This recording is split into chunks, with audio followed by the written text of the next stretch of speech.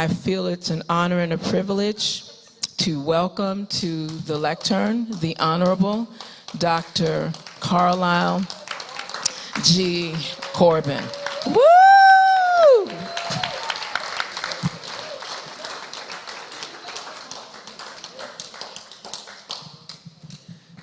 Good afternoon.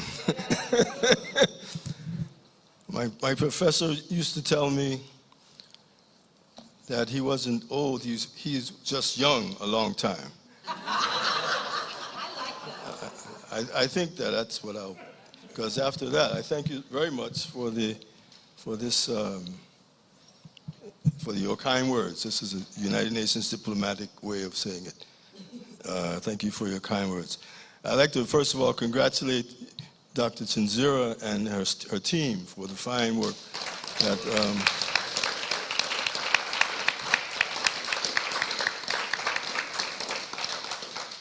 I attend the CSA quite often, and I know how difficult it is to coordinate something like this. It's amazing that it's done so well. And the staff of UWI, Salises, which provides the Secretariat Services for CSA, also is to be commended.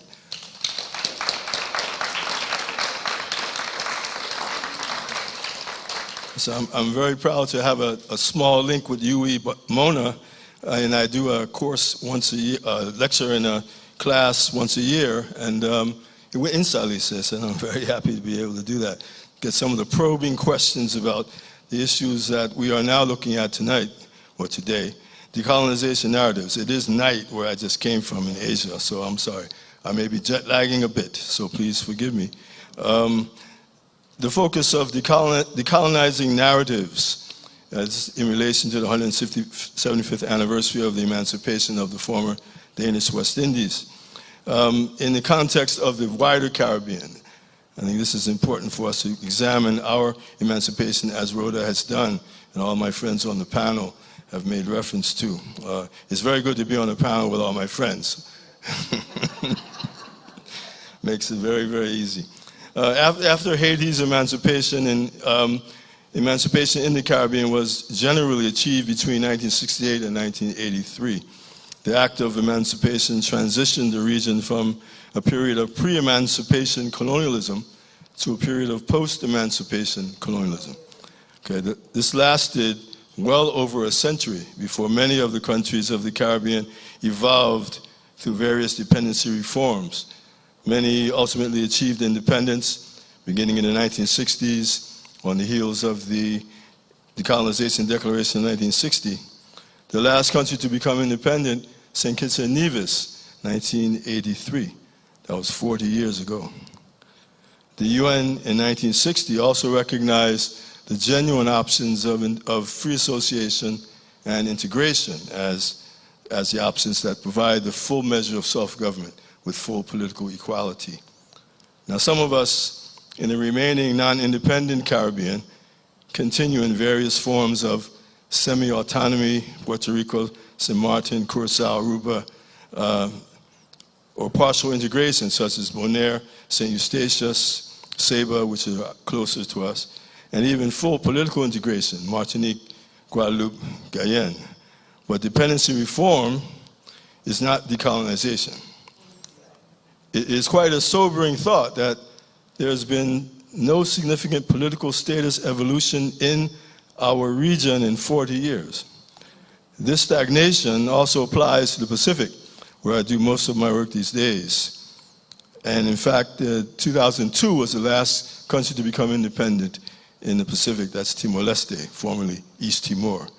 However, there are efforts afoot to bring independence and self-determination to a number of territories in the Pacific region. Maui Nui, or French Polynesia, and New Caledonia, Kanaki, are both run now by pro-independence governments. So you see some changes there. The rest of us, however, in the Caribbean, the 6 British administered territories and the 2 US administered territories in the Caribbean have effectively remained in place while pursuing various reforms to modernize the prevailing dependency status. And this is when it gets interesting because there's some distinctions here on some of the issues that continually to be raised, particularly here in the U.S. Virgin Islands. We can point to a number of such efforts at dependency reform.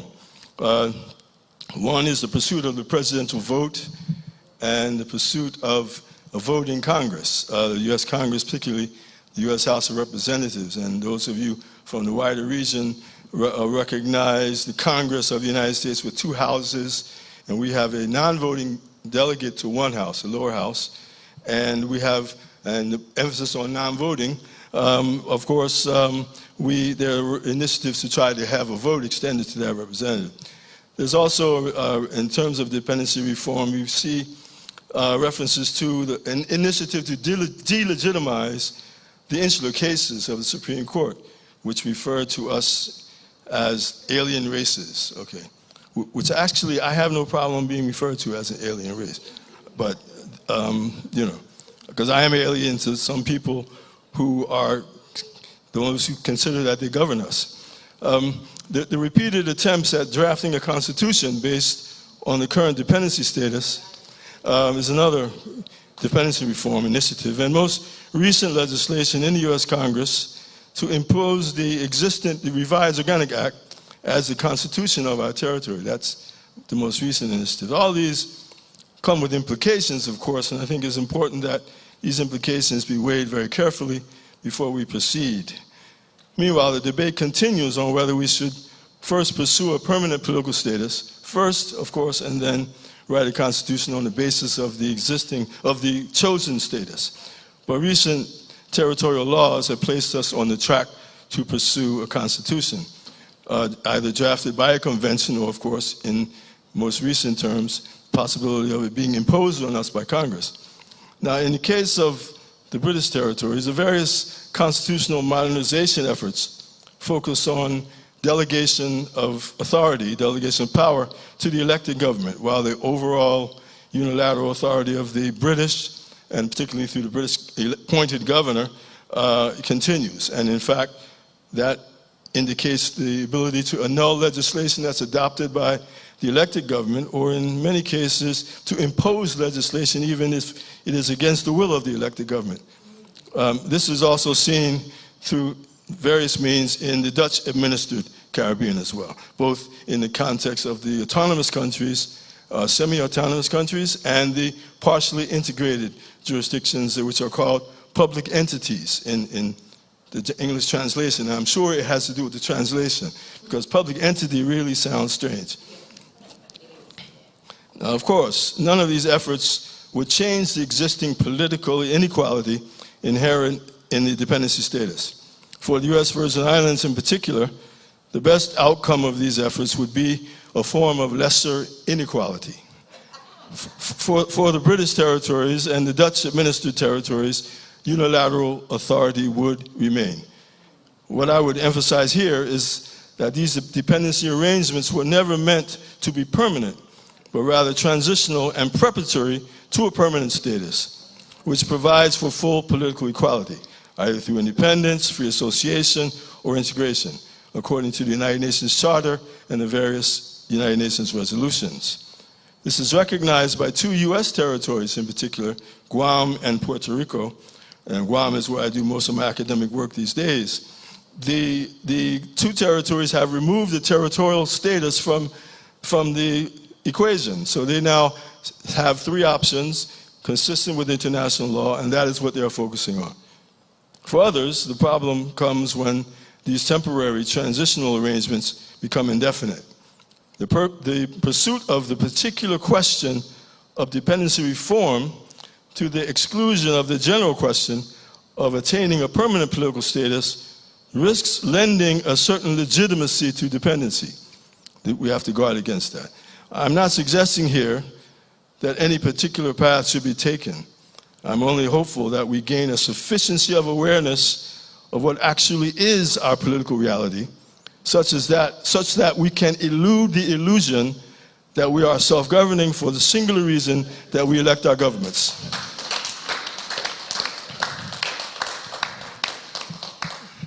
Now, assessments of many of these arrangements have clearly shown significant democratic deficiencies. They cannot be reformed, they can only be replaced. This is best achieved through a genuine process of self-determination, which is recognized by the United Nations as a fundamental human right. I conclude with 2 points on the decolonizing narrative. First, emancipation is unfinished without self-determination.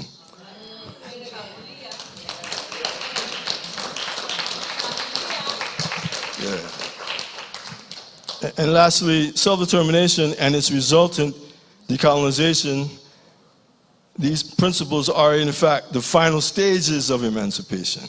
We're not there yet. We celebrate our 175th anniversary, and we pay homage to the elders who brought us this far. I'm not in the elder category yet. Okay. But in effect, we need to know that this 175th emancipation mechanism that has been created is wondrous to me. It's really fantastic, and hopefully your work does not end on 3rd July, that you continue onward, because we have a lot of work to do. And with that, I invite you to our panel tomorrow. We will elaborate on some of this further. We have colleagues from Cayenne, otherwise known as French-administered Guyana. We have Bonaire. We have also, we had British Virgin Islands. I hope my brother's arriving. If not, we'll deal with that. Otherwise, who else? And we have Dr. Arundel, of course, who will be dealing with the St. Martin North and South combined. Yes. So I thank you very much for inviting me, and Lord, is so happy to be home.